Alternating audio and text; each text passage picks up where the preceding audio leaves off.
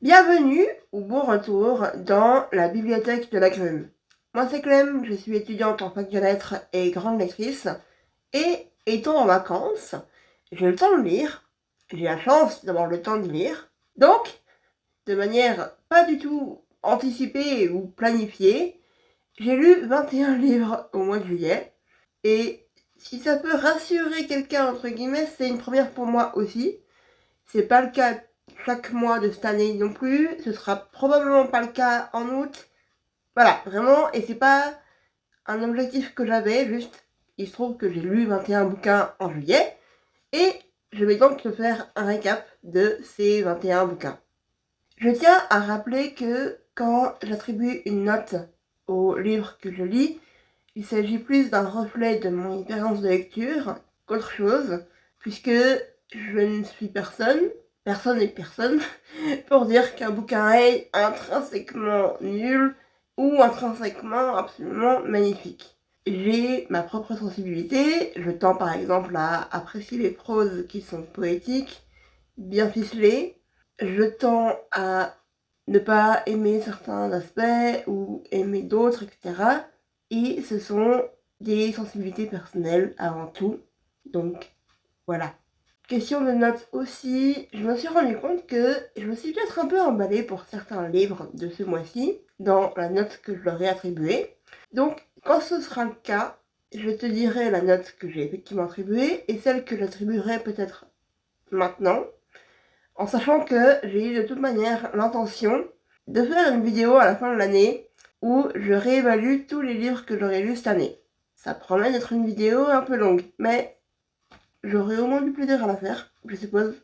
Bref, prends ton thé, ton café, tes popcorn, ce que tu veux, c'est parti. J'ai commencé le mois de juillet avec Mona d'Eric Savoldelli, qui est un roman graphique, mon premier d'ailleurs, qui a des dessins absolument magnifiques que je vais tâcher de te montrer. Voilà, ça c'est une planche que j'aime bien montrer parce que je la trouve absolument génialissime. Et donc, Mona raconte l'histoire de Melchior, Andrea et Renzio, donc un garçon, son meilleur ami et le petit frère du meilleur ami, qui sont italiens dans les années 50 et qui sont forcés de migrer en France à une époque où les Rital n'étaient pas les bienvenus en France. Et il y a cette question donc de migration, d'intégration ou pas, et une relation homme-animal extrêmement forte, puisque Melchior, sur les encouragements de sa mère, a pris Mona, sa jument, avec lui. C'est un roman graphique, donc à mon sens en tout cas, ça se lit assez vite. Je l'ai déglingué en une après-midi, et je n'ai pas arrêté de pleurer pendant la lecture de ces romans graphiques, tellement c'était bien fait, bien dessiné, ça m'a embarqué et ça m'a touché, donc 5 étoiles. Ensuite, j'ai enchaîné la même après-midi avec Sarah, tome 1 de la Brigade des Cauchemars de Franck Tillier, Yonggi Dumont et Drac. Je vais aussi te montrer une planche. C'est assez au début, donc t'inquiète pas de spoil. Je vais pas te mentir, j'ai acheté cette BD parce qu'il y a le nom de Franck Tillier dessus, que j'apprécie énormément les œuvres de cet auteur de thrillers français, puisqu'il écrit donc des thrillers au sens des romans en temps normal. Et là, il a participé à cette série de BD jeunesse qui est La Brigade des Cauchemars. J'en avais entendu parler et j'ai vu la BD dans un magasin où j'ai été au printemps. Donc je me suis dit, vas-y, prends-la. J'ai passé un bon moment puisque c'est donc l'histoire de Tristan et Esteban qui, sous la houlette du docteur Angus, ont pour mission de s'infiltrer réellement dans les cauchemars des enfants qui viennent chercher de l'aide, dont les parents plutôt viennent chercher de l'aide auprès du docteur Angus. Et donc Tristan et Esteban s'infiltrent dans les cauchemars. Ils sont donc physiquement présents dans les cauchemars de ces enfants qu'ils aident et ils ont pour mission de résoudre la peur qu'il y a derrière le cauchemar, de résoudre la situation dans le cauchemar qui part en cacahuète. Et là, dans ce tome 1, ils s'infiltrent dans le cauchemar de Sarah qui rêve d'une ville où il n'y a plus que des adultes, avec quelques rares enfants qui sont pourchassés par les adultes. Donc Tristan et Esteban vont essayer de comprendre de quoi il leur tourne. Ce que j'ai trouvé intéressant, c'est que il y a un des deux, je sais plus quel est quel maintenant, Tristan me semble-t-il, est en fauteuil roulant dans la vraie vie, mais ne l'est pas dans les rêves cauchemars dans lesquels il s'infiltre. Et à un moment donné, d'ailleurs, il dit « Ah, si seulement je pouvais marcher dans la vraie vie » ou un truc comme ça. Et j'ai trouvé ça intéressant, plutôt bien fait. Déjà, c'est sympa d'avoir de la représentation de quelqu'un qui a un fauteuil roulant. C'est rare d'avoir des protagonistes, surtout dans des œuvres d'action, entre guillemets, qui ont un handicap, donc sympa. Évidemment que là, quand l'action principale se déroule, il n'a pas son fauteuil roulant parce que c'est dans les rêves cauchemars, mais voilà, j'ai apprécié. Je ne suis pas en fauteuil roulant, je ne saurais pas dire à quel point la représentation est très très bien faite ou pas tant que ça, et j'ai trouvé ça bien. Un autre élément, c'est que il y a des métaphores qui sont utilisées parce que les cauchemars rêves reposent justement sur des symboles, des métaphores, et donc ça permet à la BD d'expliciter les métaphores qu'elle utilise sans paraître lourde. Parce que c'est normal de devoir expliciter les métaphores utilisées vu que c'est une BD jeunesse, mais vu que c'est fait à travers les rêves et que ça fait partie de l'enquête finalement où Esteban et Tristan sont en mode ah bah il se passe ça dans le cauchemar donc ça veut dire que Sarah a peur de ça, c'est assez naturel donc ça passe très bien. 4 étoiles sur 5 pour Sarah, tome 1 de la Brigade des cauchemars. Ensuite j'ai écouté Plan Ciel de Siècle Balban lu par Joséphine Dumail et Benjamin Youngers. C'est une fantaisie française qui suit Ivoire, une albinos blanche, dans une société aux gens de couleur, et où l'aristocratie d'ailleurs se fait en fonction, en général, de qui a la couleur de peau la plus foncée. Et il y a différentes castes dans cet univers, imaginé par Siècle Balban, à savoir les jouets, donc les artisans-artisanes, qui ont un talent fin, donc un don pour dompter des objets inanimés, c'est-à-dire que peu importe la matière, la forme, la couleur, tant que c'est inanimé, la personne est un ou une jouet. Il y a ensuite les masques, qui eux ont un talent fin lié au vivant. Tout ce qui touche au vivant, ça peut être une partie du corps humain, des animaux, peu importe, ce sont des masques. Et la caste dirigeante sont les pourpres-joues. Et en fait, sur l'île de la Nébuleuse, il y a l'opéra Plan Ciel, qui fait littéralement la pluie et le beau temps. C'est-à-dire qu'il y a une représentation chaque soir, et elle doit bien se passer si les habitants de la Nébuleuse veulent continuer à avoir une belle météo, pas de catastrophes naturelles, etc. Et Ivoire mène sa vie de jouet, d'artisane, tranquillement, avec les discriminations qui viennent quand on est minoritaire, et les traumas qui viennent avec les discriminations. Mais voilà, elle mène sa vie, et un jour, elle est recrutée de force pour l'opéra Plan Ciel, ce qui va lui faire un sacré changement de cadence. Et ce qui va aussi l'obliger à fréquenter les masques. J'ai adoré ce roman, c'était absolument phénoménal. J'étais attachée au personnage, j'étais embarquée dans l'histoire. C'est bien lu, vraiment. La narratrice Joséphine Dumail a fait un super boulot. 5 étoiles, coup de cœur. J'ai enchaîné sur Le Cris-Soleil, donc la même autrice, Siècle Balban, lu par Joséphine Dumail, Mathurin Volz et Philippe Spiteri, qui est un roman nettement plus court, parce que en termes d'écoute, Plan Ciel faisait 18h54 et Le Cris-Soleil 7h16, donc c'était déjà plus court, mais c'était aussi, selon moi, moins bien. Je suis prête à reconnaître que Le Cris-Soleil a souffert de la comparaison avec Plan Ciel. Parce que j'ai d'abord écouté Plan Ciel et après Le Cris-Soleil. Et clairement, pour moi, Plan Ciel est bien mieux.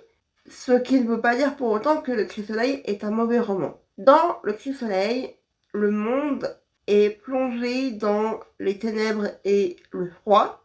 parce que il n'y a quasiment plus de cris-soleil et de ville-lumière, parce que les cris-soleil sont des personnes qui rentrent en combustion chaque mois et qui dispensent de l'énergie et de la chaleur et de l'électricité, en fait, autour d'eux.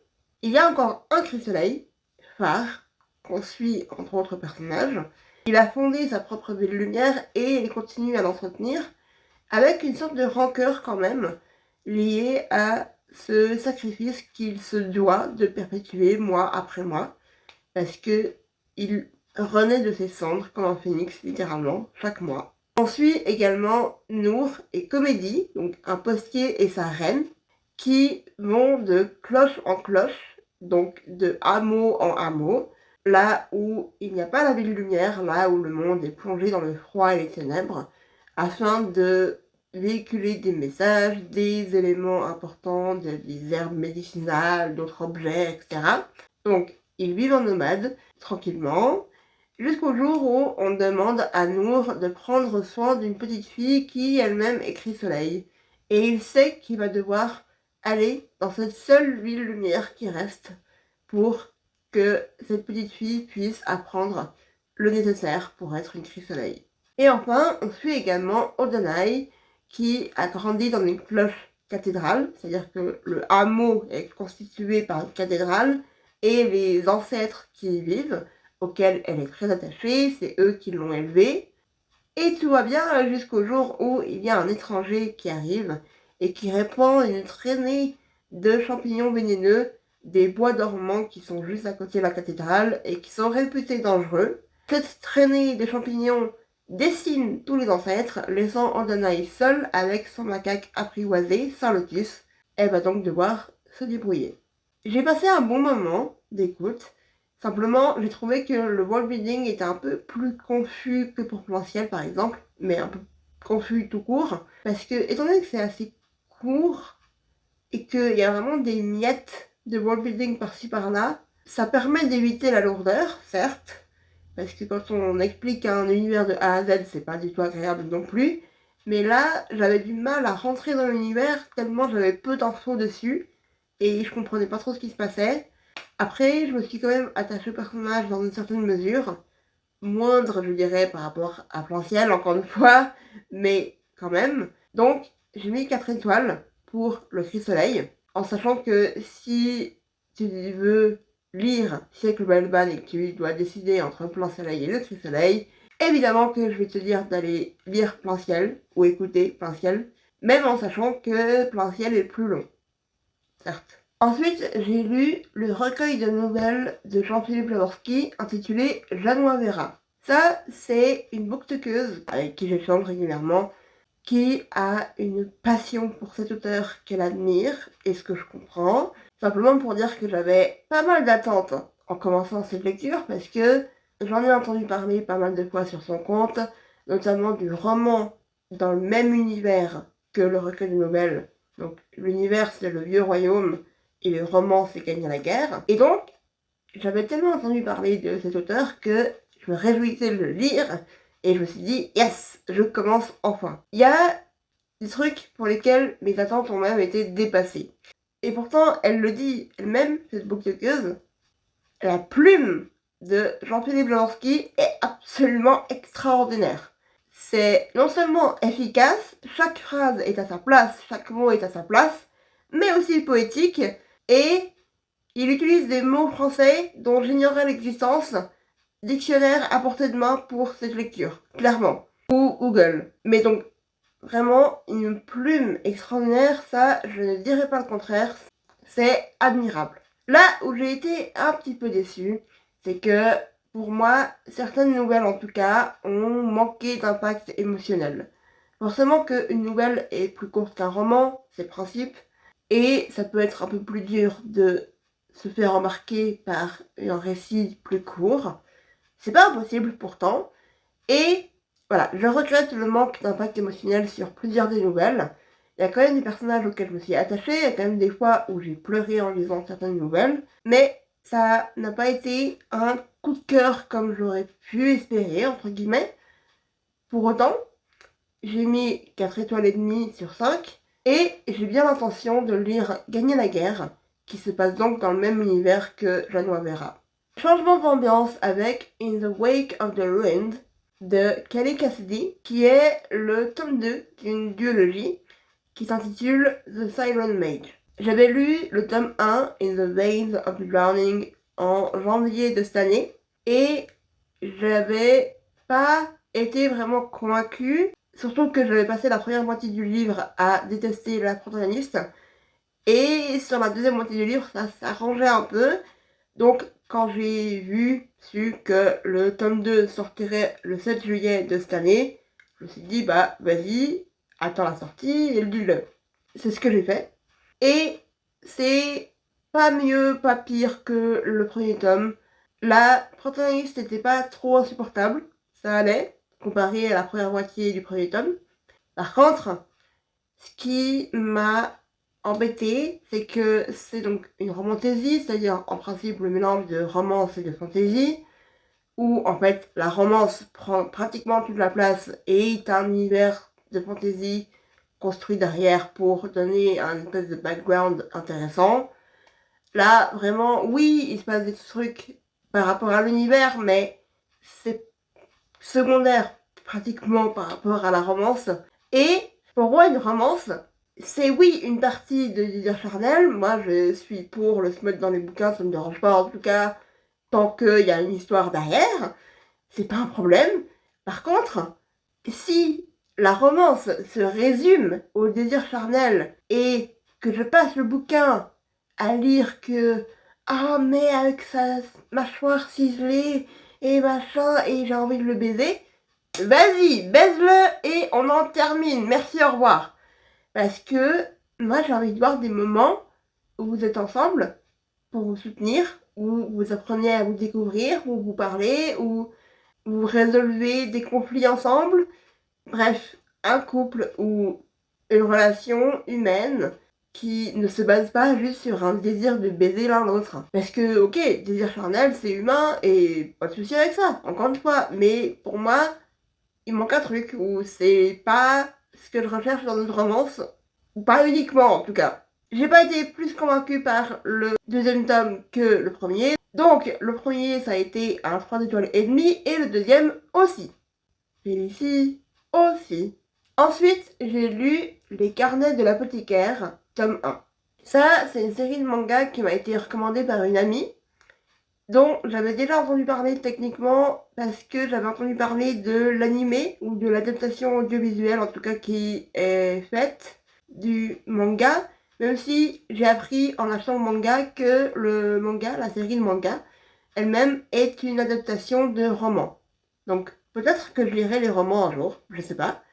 Toujours est-il que j'ai la version manga sous la main.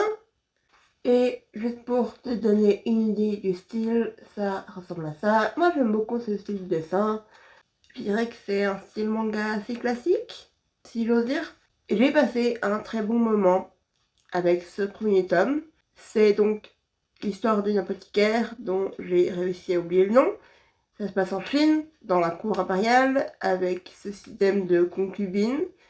Et elle se retrouve au service d'une des concubines, justement, parce qu'elle a réussi à lui éviter un accident, entre guillemets, parce qu'elle a déduit d'une rumeur qu'elle a entendue que, en fait, c'est pas juste une légende ou une malédiction, c'est quelque chose à faire avec un produit qui est toxique et que voilà.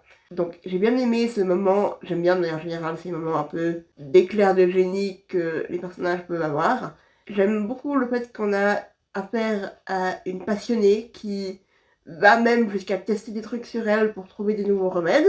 Et il y a des éléments de romance qui semblent se détacher, mais c'est vraiment pas trop proéminent pour l'instant. Et j'aime bien, ça fait du bien, parce que des fois avoir des romances à chaque fois, quand elles sont en plus obvious, bon, ça fatigue un peu, en tout cas pour moi. Bref, 4 étoiles, ça reste un début, j'attends de voir la suite, mais je me réjouis de la suite. Ensuite, j'ai écouté Salt Blood de Francesca de Torres, lu par Dakota Blue Richards.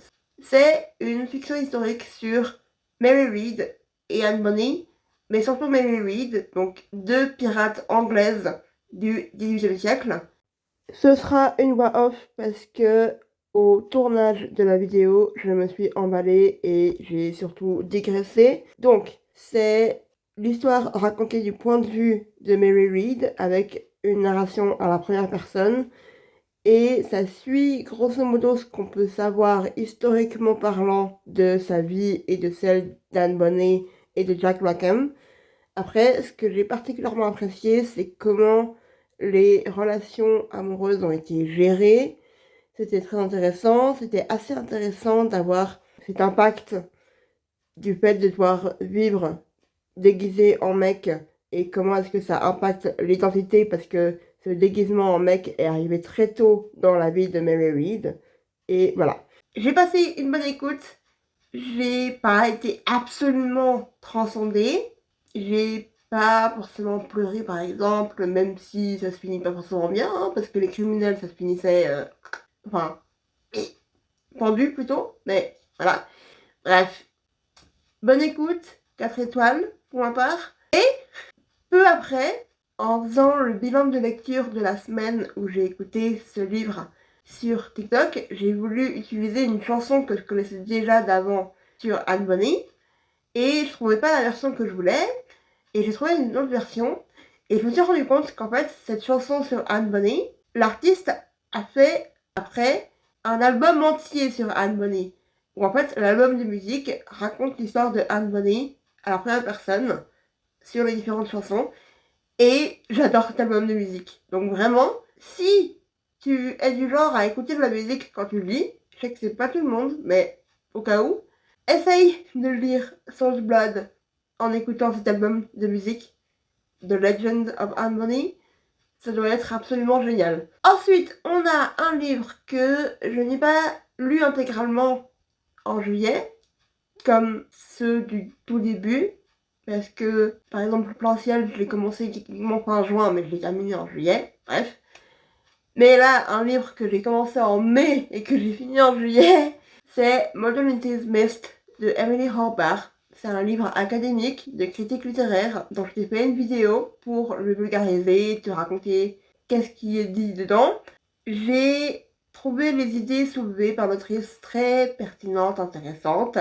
Par contre, j'ai détesté la prose qui est relativement pédante et qui a ce côté de masturbation intellectuelle que je trouve très agaçant. Donc, 3 étoiles et demie sur 5 et va voir ma vidéo si tu veux savoir ce qui est dit dans le bouquin. Ensuite, j'ai écouté Nous de Christelle Dabos et là, je vais te mettre un screenshot de la liste de narratrices parce qu'il y a une palanquée. J'ai énormément apprécié l'effort de production de ce livre audio. C'est admirable. Après, sur l'histoire elle-même, j'ai été très mitigée. Parce que, d'un côté, j'étais embarquée aux côtés de Clara et Goliath, les 2 personnages principaux. J'ai eu un attachement pour eux. J'ai passé une bonne écoute. Et en même temps, la narration me semblait un peu bizarre. Par exemple, il y a des moments qui avaient l'air d'être un peu des bilans, comme si les personnages allaient plus se revoir après, ou comme si c'était la fin de quelque chose, alors que des fois le chapitre continuait, ou en tout cas c'était pas la fin de l'histoire, ou... C'est un peu bizarre. Il y avait aussi des moments de révélation qui tombaient un peu à plat, parce que les indices semés étaient tellement évidents que moi, en tout cas en tant que lectrice, j'avais déjà deviné la réponse, entre guillemets. Et quand il y avait quand même le moment révélation, j'étais un peu en mode, oui, tu nous l'as quasiment dit avant. Donc, c'est un peu bizarre, sachant aussi que j'ai lu La Passe Miroir, qui est la série phare, je dirais, de Christelle Dabos. J'ai apprécié cette série, j'étais très très très attachée au personnage, et ça a été pour moi le début d'une amitié qui dure encore à ce jour. Donc voilà, La Passe Miroir, j'ai apprécié et tout. Par contre, je reconnais que la fin de La Passe Miroir voit son univers partir en couille, mais x10. Là, c'est pas aussi prononcé dans Nous, mais il y a quand même ce moment à la fin où l'univers, le world building et les explications en tout cas de ce qui se passe par rapport à la façon dont l'univers est construit part un peu en couille quand même. Donc c'est un peu dommage. Et cet univers, justement, voit chaque personne qui le compose se faire attribuer un instinct dès l'âge de 11 ans à peu près, de manière intrinsèque à l'individu, sans que ce soit apposé par quelqu'un d'autre. Et l'instinct de quelqu'un va pousser cette personne à faire quelque chose de manière compulsive pour autrui. Ça peut être réparer des instruments de musique, réparer des objets, ça peut être ramasser des déchets, ça peut être manger des cafards pour débarrasser des cafards ou autres nuisibles. Oui, c'est très bizarre, mais voilà. Ça peut être sauver des vies, ou en tout cas s'élancer pour protéger toute personne en danger. Bref. Chaque personne a aussi un rayon de détection de situations où elle doit intervenir à cause de son instinct. Rien que ça, ce world building, j'ai trouvé ça un peu extrême, dans le sens où ça montre les limites de l'altruisme, je suppose. Que le message véhiculé par l'histoire est un peu brouillon à mon sens. C'est pas très clair où l'autrice veut en venir, mais ok. Donc, ça montre pas tant les limites de l'altruisme, je dirais, mais les limites de vouloir forcer chaque humain à agir dans l'intérêt de la communauté, je suppose. Mais de manière assez extrême. Et selon moi, c'était pas nécessaire d'être aussi extrême pour qu'on voit les limites. Je sais pas. Voilà. J'ai passé une bonne écoute, mais il y avait plein de trucs un peu bizarres comme ça, donc ça a été un 3 étoiles 75 pour moi. J'arrivais vraiment pas à me décider entre 3 étoiles et demi ou 4 étoiles, donc j'ai coupé la poire en deux. Voilà. Ensuite, j'ai lu To Ride a Rising Storm de Monique Hill Black Goose, qui est le tome 2 dans la série Nampeche With It, qui est le nom de personnes indigènes du continent américain. Et ce qui est intéressant, c'est que j'avais lu le tome 1 donc en 2025, l'année passée, et j'avais bien aimé. J'avais trouvé par contre le world building un peu étrange, parce qu'il y avait des noms très similaires à la réalité, mais c'est supposé être un univers de fiction quand même, et voilà, je trouvais ça un peu bizarre. Et entre-temps, après avoir lu le tome 2, j'ai lu un manga que je te présente juste après, qui m'a fait comprendre que en fait, le world building de cette série est une sorte d'uchronie, visiblement, c'est-à-dire d'alternative par rapport à l'histoire de ah ben si quelque chose s'était passé différemment dans l'histoire, qu'est-ce que ça aurait donné. Donc c'est une uchronie du 19e siècle, vraisemblablement, si les Vikings avaient pris le pas en Europe. C'est-à-dire le world building, l'univers imaginé par l'autrice, a l'air d'être ce à quoi aurait pu ressembler le monde si les Vikings ou les pays scandinaves avaient pris le pas sur l'Europe et qu'après certains Européens étaient venus encore coloniser l'Amérique comme ça a été le cas, etc. Parce que par exemple les Anglais, vu que moi j'ai lu la version anglaise, ça aurait dû être English, mais là c'était English avec un A. Ou par exemple l'Allemagne est appelée Tyskland et j'ai réalisé en cherchant que c'est un nom scandinave qui était donné à l'Allemagne, qui est encore donné à l'Allemagne, je sais pas, mais voilà. Donc, en vrai, c'est assez intéressant, c'est intriguant, ça reste surprenant à mon sens, mais ça me paraît maintenant moins bizarre que ça me paraissait avant, où je me disais pourquoi inventer un univers de fiction pour ensuite utiliser des noms qui sont très clairement l'équivalent de tel truc dans la réalité. Bon, donc disons que le world building maintenant a un peu plus de sens dans ma tête, au moins, dans ma compréhension de la chose, ce qui fait que, en rétrospective, je suis moins dérangée par ça. Et ce que j'apprécie énormément avec cette série, c'est que on suit donc Annikus, qui est une personne indigène dans un continent américain qui a été colonisé par les Anglais, les English, et qui subit donc les peuples indigènes des violences, des discriminations, plus ou moins banalisées, ou alors carrément banalisées, mais je veux dire plus ou moins intenses. Et quand il y a un dragon qui éclot pour Annikus, dans le premier tome pour le coup, elle se voit contrainte d'aller dans une académie anglaise pour apprendre à former, modeler le souffle de sa dragonne, parce que un souffle de dragon non formé carbonise tout sur son passage, est très dangereux, là où un souffle de dragon formé fait une sorte d'alchimie, transmute une matière en une autre, et peut être donc utile.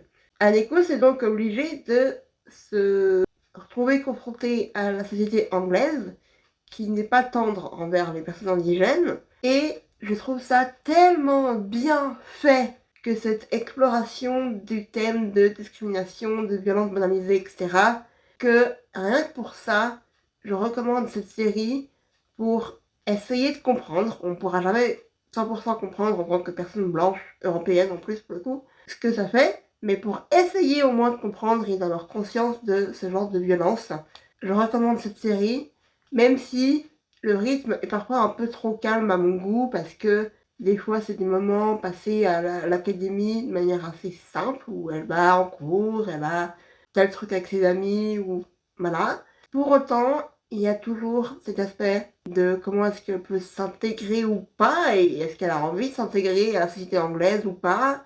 Et en plus, il y a une relation polyamoureuse qui se dessine, tout bien transparent, consenti, consensuel, vraiment pas de souci à ce niveau-là. C'est juste trop mignon et j'adore. 4 étoiles sur 5 pour To Ride a Rising Storm. Et le manga qui m'a fait réaliser que le world building de To Ride a Rising Storm était pas si étrange que ça, ou pas si incohérent entre guillemets que ça, c'est Vinland Saga, tome 1, parce que c'est un manga, une série de mangas qui se passe à l'époque et dans la zone géographique viking.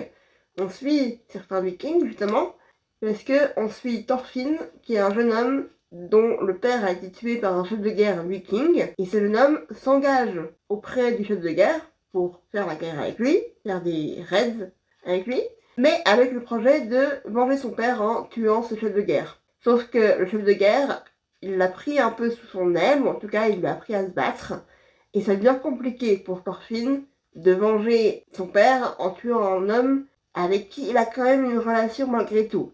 Niveau style de dessin, on est sur ce genre de choses. C'est pas un style de dessin que j'aurais pensé forcément apprécier, mais ça passe bien, c'est cohérent avec l'histoire, je dirais, efficace. Et j'ai passé un très bon moment avec ce tome 1. Évidemment que les choses se mettent en place petit à petit, parce que la série s'étend sur plusieurs tomes, elle est complète, je crois bien, et elle est adaptée en animé. Et j'ai mis donc 4 étoiles sur 5, en sachant que je me réjouis de lire la suite et de voir où ça va.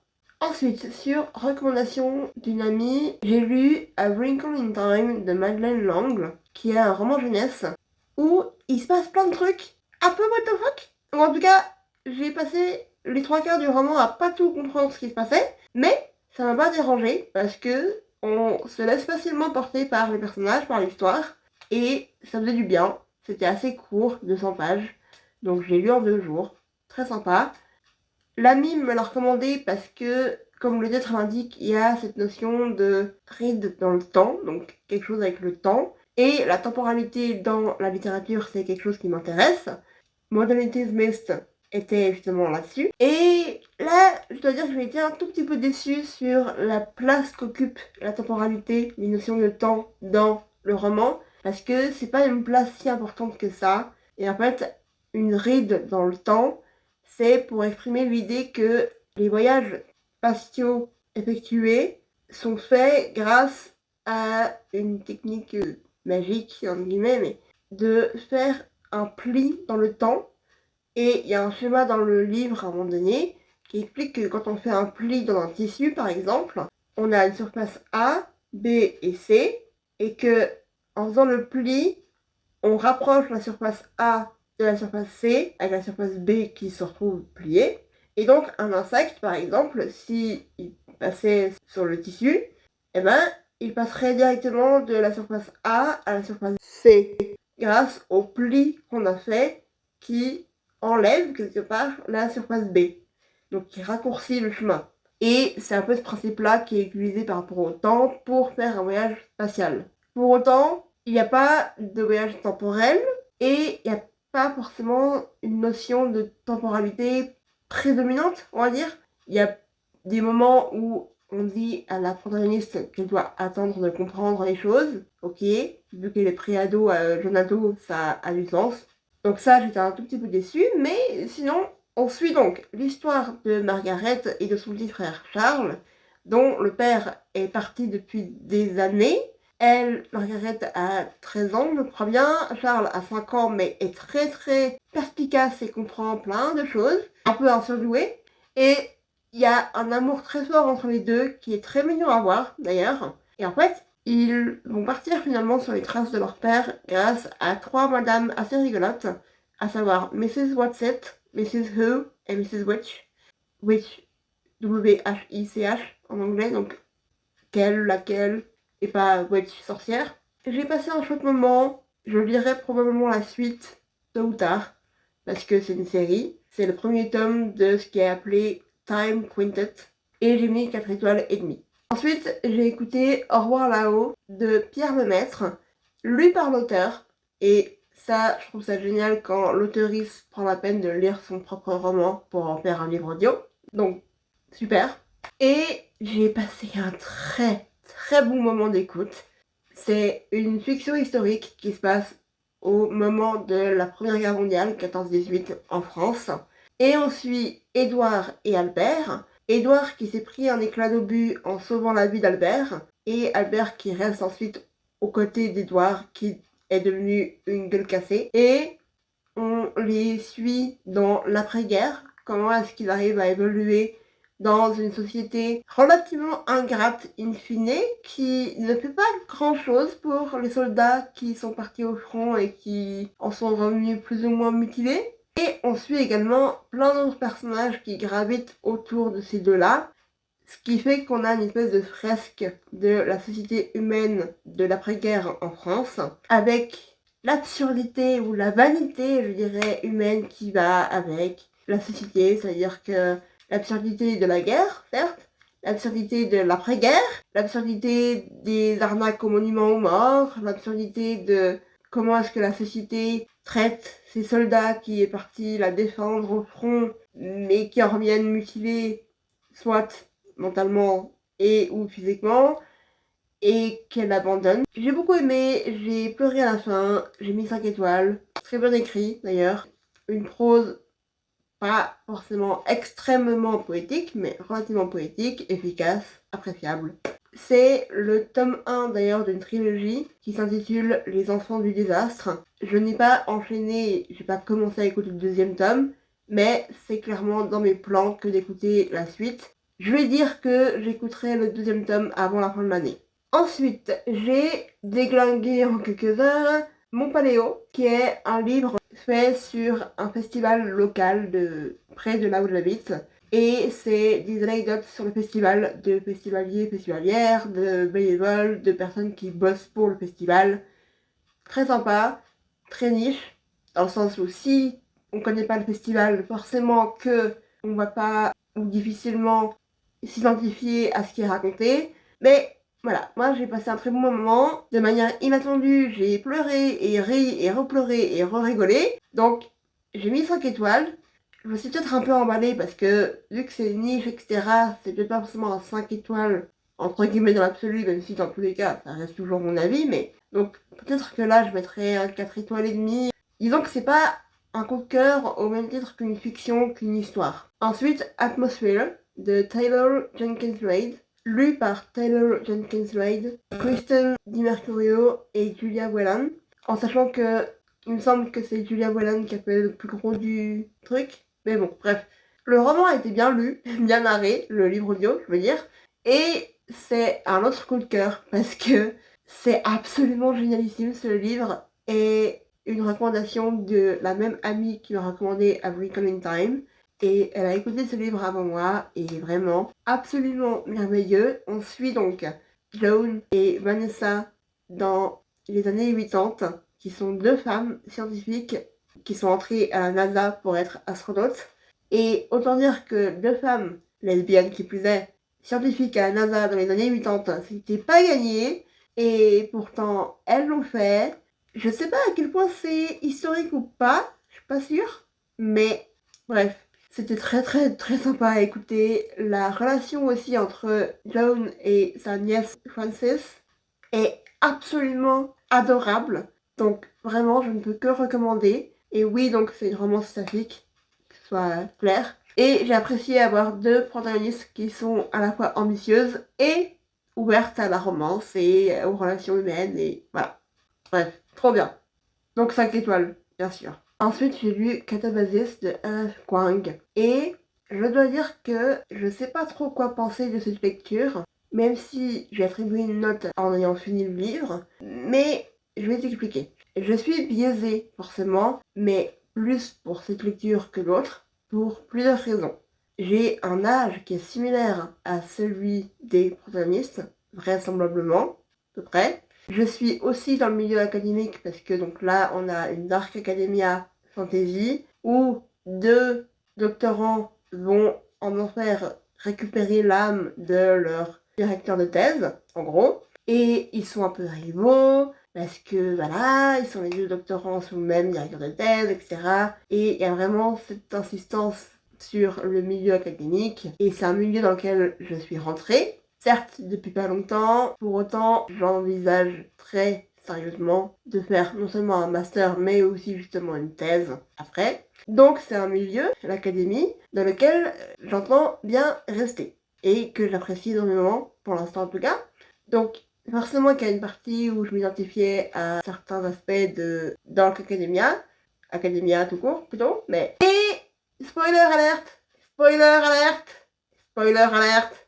Peter, un des deux protagonistes, a une maladie de Crohn qui est donc une atteinte au niveau de l'intestin et ce qui fait qu'il a failli avoir, il n'en a pas, mais il a failli avoir une stomie et donc une poche de stomie par-dessus. C'est quelque chose que j'ai moi-même, une stomie, une sorte de raccourci intestinal au niveau de la paroi du ventre, plus ou moins haute, mais qui permet d'évacuer des déchets organiques quand le rectum est plus relié au reste du conduit digestif. Bref.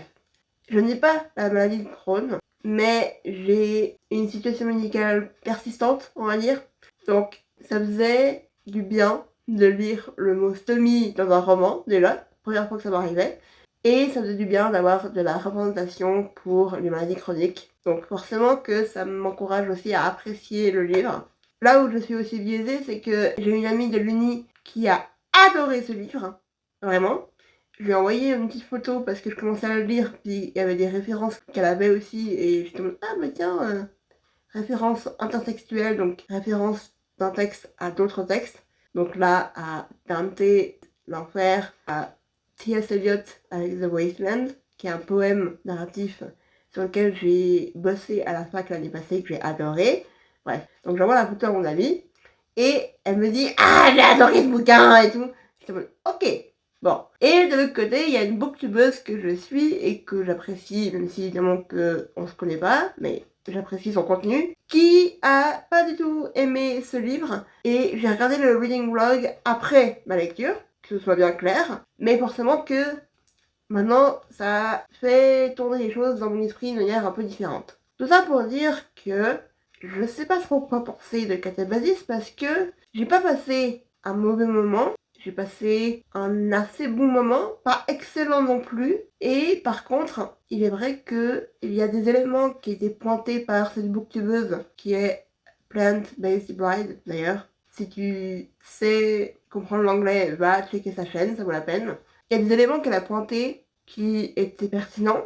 Après, il y a plein de moments où elle a pris les choses, me semble-t-il, un peu au pied de la lettre.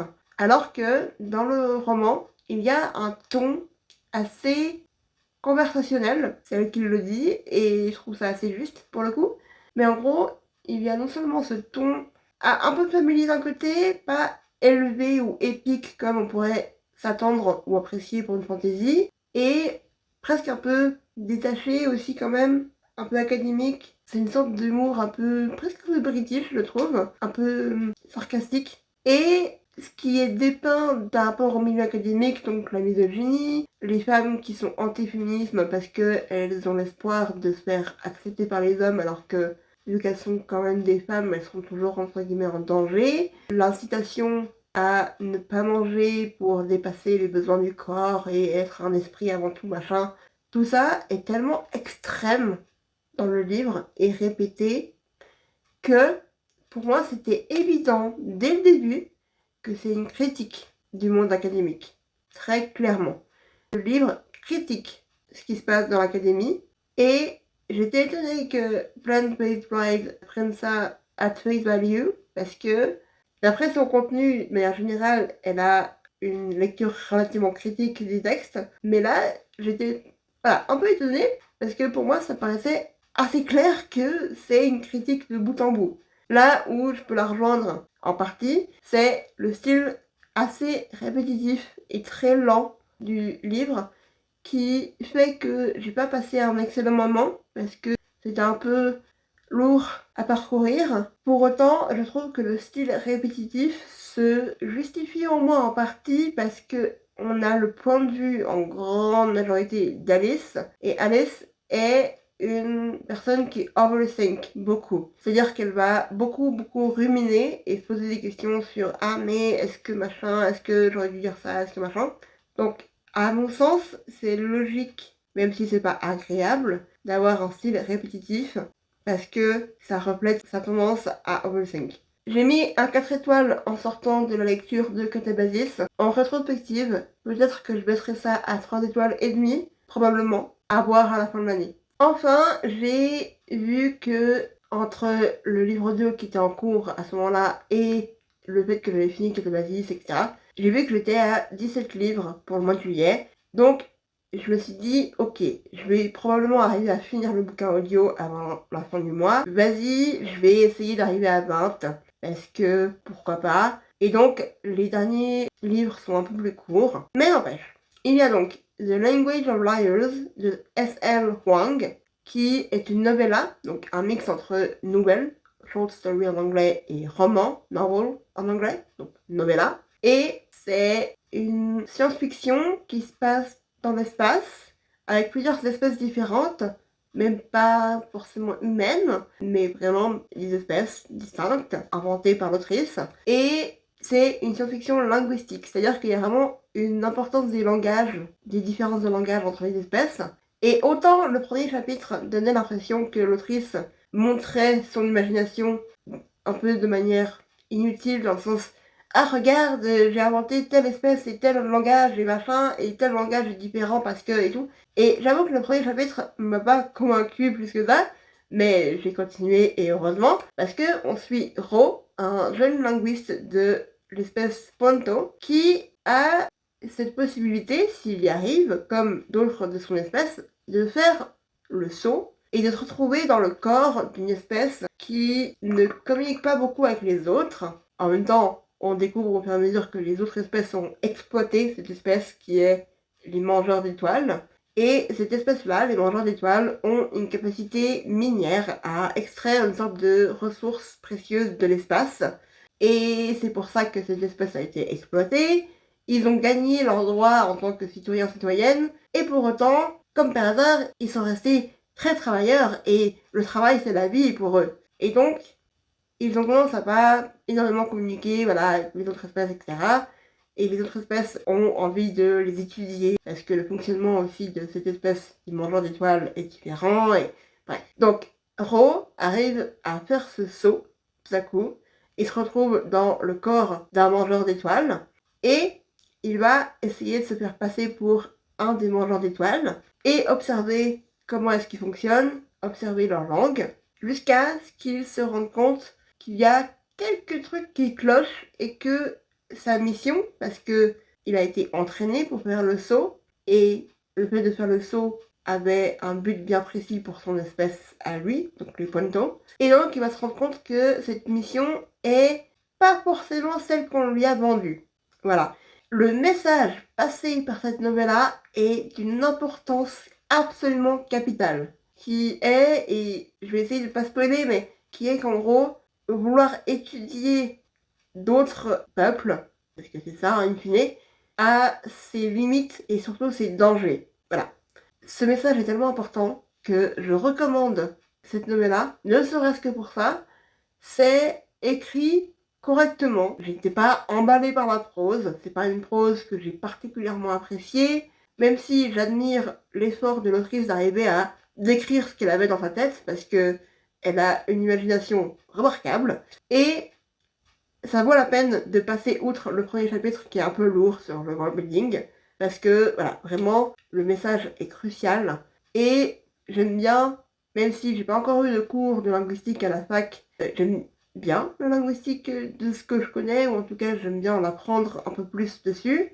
Même si, il faut savoir aussi que il y a des termes linguistiques qui sont un peu jetés dans le mix dans la novella, sans être expliqués au préalable, ce qui peut être un peu frustrant parce que moi en tout cas je les comprenais pas forcément, j'ai pas forcément été chercher parce que j'avais envie d'avancer dans l'histoire, etc. Mais voilà. Ce qui fait que en sortant de ma lecture avec ce message choc entre guillemets mais crucial qui est passé, j'ai été peut-être un petit peu emballée, j'ai mis 4 étoiles 75.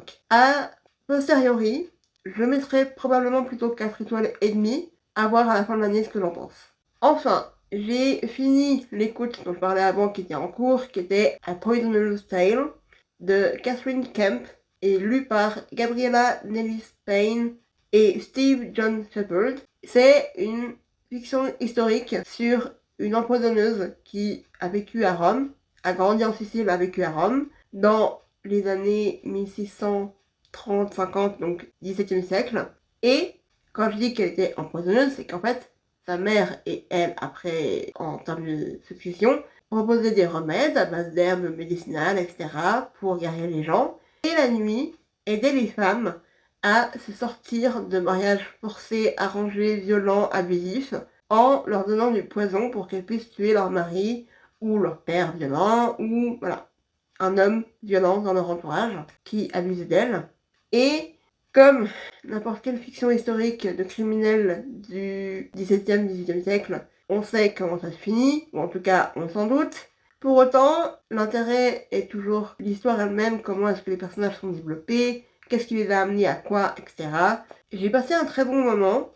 Je trouve intéressant que ce soit une façon finalement de pousser à l'extrême la présomption d'innocence des victimes, parce que je reste convaincue, attention, que quand quelqu'un vient te dire qu'elle s'est fait agresser par X, c'est important de la croire, parce que si c'est effectivement le cas, elle est traumatisée, et c'est normal d'être traumatisée par ça, et c'est important qu'elle ait le soutien nécessaire. Là où, si on ne la croit pas, potentiellement c'est une victime traumatisée qui se retrouve abandonnée, alors que le mec qui se fait accuser à tort et qui subit le poids des regards, il va s'en remettre. Là où une victime traumatisée qui n'est pas crue ne va pas s'en remettre et ça va donner encore moins envie de parler et voilà. Ouais. Croire les victimes, c'est important. Mais je trouvais ça intéressant sur le plan intellectuel au moins de pousser à l'extrême quelque part cette présomption d'innocence des victimes parce que c'est un peu ce qui se passe, c'est-à-dire que les femmes viennent auprès de ces empoisonneuses en disant j'ai un mari violent, j'ai un père qui a abusé de moi, j'ai machin, gna. Et le mec se faisait tuer avec le poison derrière, sans qu'il y ait de preuves, forcément. Et d'un côté, c'est une question aussi de female rage et de besoin de justice pour la moitié de la population qui est opprimée, qui est compréhensible. Donc, voilà, je ne suis pas en train de dire que je cautionne forcément, mais c'était intéressant à explorer. Là où j'aurais aimé que l'autrice explore un peu plus, c'est la relation entre Julia, l'empoisonneuse, et sa fille, sachant que la relation entre Julia et sa mère au début du livre est assez bien explorée à mon sens, ou développée, mais j'aurais aimé voir un peu mieux où menait la relation entre Julia et sa fille. Donc ça a été un 4 étoiles et demi sur 5 pour moi. Avant-dernière lecture, c'est The River Has Roots de Amal El-Motar, qui est un ou une co-auteuriste du roman This is How You Lose the Time War, enfin de la novella, parce qu'en fait dans les deux cas c'est une novella. This is How You Lose the Time War, j'ai lu ça en avril, j'ai adoré, j'ai passé un excellent moment, j'ai apprécié particulièrement la poésie infinie de la prose que j'ai retrouvée avec The River Has Roots. Donc j'ai passé un excellent moment et c'est une réécriture, spoiler alert positive, du mythe grec de Philomèle. Philomèle, c'est une fille qui s'est faite violer et couper la langue par son beau-frère, donc le mari de sa sœur, afin qu'elle ne puisse pas le dénoncer. Pour autant, elle trouve le moyen de broder une tapisserie qui raconte ce qui s'est passé, qu'elle arrive à faire parvenir jusqu'à sa sœur. Et sa sœur, quand elle apprend ça, elle comprend ce qui s'est passé, elle se venge sur le fils qu'elle a eu avec son mari, le beau-frère de Philomèle, qui l'a violée. Alors le fils, il a rien fait, pauvre enfant, mais donc la sœur de Philomèle cuisine son fils et le donne à bouffer à son mari, parce que c'est la mythologie grecque, et le mari, quand il s'en rend compte, il est furieux, et ça se finit en gros avec les deux sœurs qui se transforment en oiseaux, et lui aussi, le mari, mon frère, qui les poursuit sous forme d'oiseau, et en fait, Philomèle devient un oiseau incapable de prononcer le nom de son agresseur, voire de chanter techniquement parce qu'elle a la langue coupée, bref. Et c'est devenu un symbole d'impossibilité de communiquer, d'impossibilité d'accuser, et en tout cas c'est un symbole, une métaphore qui a été réutilisée de manière diverse et variée dans différents textes, dont par exemple The Wasteland, poème narratif de T.S. Eliot. Bref, j'ai une affection pour ce mythe, même s'il est extrêmement gore comme tout mythe grec, parce que voilà, j'ai croisé plusieurs fois des allusions, etc. Et que quand je croise des allusions, que je peux faire des liens avec quelque chose que je connais, bah, mon cerveau il est content. J'aime bien faire des liens entre les choses.